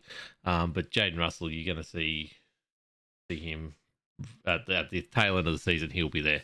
Some very interesting stuff from the people behind. Like we said, some really good results there. Nigel Patton and Jamie Nankervis and things like that. Actually, I've got the things too far back. But yeah, there were some really good results there at the end of the field. At the end of the top 10, there were some names getting up there that we hadn't seen for a while. But some great racing from those teams I mentioned before. Darren Lobb, Jamie Nankervis, and Dave Douglas even coming through the field there at the end. Ryan Jones, as always. Luke Jorgensen as well had a really good race. So, yeah, really good. Yeah, Ryan Jones getting I've got to say, getting a bit lucky there at the end with those cautions, because those old tyres were looking to be a bit of a painful one. But sometimes a little bit of luck coming your way is not a bad thing. Speaking of things coming your way, Wilco, what have we got coming up with Locked On Lads? Obviously, nothing this week for the podcast, but next week we have got the 1-year anniversary. Yeah, definitely. So join us live. Get into our Discord, lockedonlads.com/Discord. Hit up. We've got some questions, comments, and favourite moments we're taking in there right now. We will do a post on Facebook when we announce all this as well. You can put your stuff on there as well. A few other things lined up. Tickets go on sale for PAX Oz on the 22nd of March, I believe it is. So only in a couple of days' time. If you are interested, I think most of the team of the Locked On Lads crew anyway will be trying to get to PAX Oz this year in October. It is Bathurst 1000 weekend, which is the killer for me. But at this stage, I'm leaning more towards going than to PAX than Bathurst. But if we do that, we'll do it in a big way. We'll have a big community meetup. So if you are interested, keep an eye out for those ticket sales on 22nd of March. Another thing we've got coming up is a big fundraiser for Cure Cancer between April 28th and May 11th. We're going to be part of the Superhero Streamers thing that they're running. I haven't got any details on it just yet, but we will be running some charity streams through there as a team. We will be asking you to donate to Cure Cancer, which is a cause that a good friend of mine now works for. So it'd be really cool to do that. The podcast, like I said, coming up. We've got some streams coming up as well. Content will start to get a little bit better quickly while my work cuts down, and then I'll be on holidays for 2 weeks, and then I'll be moving house for another 2 weeks, so it'll be a bit quiet for a little bit. But yeah, next Friday is the one. Bookmark it on your calendars. We'll be doing a nice, cool, fun live stream for the podcast. All 5 of us, I'm pretty sure, are locked in, and we'll be all live on webcams and having a bit of a roundtable chat, bit of fun, bit of a favourite memories and stuff like that. So yeah, join us for that. But Carl, what have you got lined up in the next couple of days, weeks? Well, we have got the Cup coming up tomorrow night. Of course, it is the ANZCAR Cup over on ANZCAR on Facebook, and of course, Performance e-streaming on YouTube. So make sure to head on over anzcar.com as well for all the information on upcoming events. Of course, for that one, really looking forward to the Cup race tomorrow night. Hopefully we get to see you in the top 30 Wilco. Obviously, I expect you to be qualifying up in pole position. Nope. So do not disappoint me. No, I have, like, the biggest problem I've got is I've got an open house between 5:30 and 6:30, and 7 o'clock is when the race starts. So we will see what happens there. I have heard that young Timmy Cornt is coming back after his rampage against ANZCAR Cup Series. He's going to come back and give it another crack. So I'm more interested to see him get in the top 30 and how he actually goes on the night. But like I said, it'll be touch and go whether I make the race. Even then, whether I qualify will be another miracle if that happens. Well, if you don't make the race, then good luck with being the spotter for Timmy Corn. Obviously, you're always welcome in the podcast booth. I may end up taking that option at this stage, because I think if I get in Timmy's ear, he'll just yell at me. But other than that, of course, you can catch me over at Screezilla. Of course, over on YouTube. That's where I usually lurk and do things and whatever I'm up to. But of course, a big thank you to everybody tonight. A big thank you, of course, to Locked On Lads TV, and of course, Wilco for all of his hard work and effort behind the cameras and in front of them and on the comms tonight. And we will be seeing you next week for some more ANZCAR action as we head to Dakota? Did I get it right Dakota, before? yeah. I did. Yeah, we had Dakota next week. So we are on the road courses next week. So a very different challenge coming up. So exciting to see how that Can I predict goes. now Andrew Dyson wins at about 45 seconds back to Jaden Russell? Second? Oh, We'll see.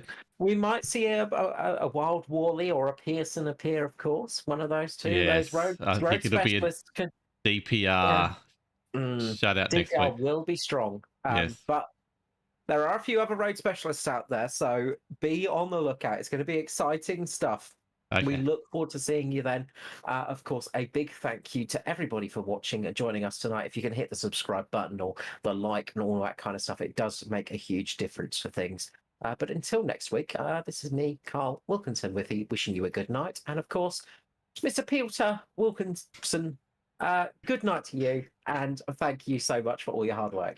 I love that it's absolutely contagious and now you're doing it too. Yes, hit that subscribe button. I keep on forgetting that we're actually doing a thing here and you should be supporting us that way, but do it. Thank you. Have a good week and see you later. Bye.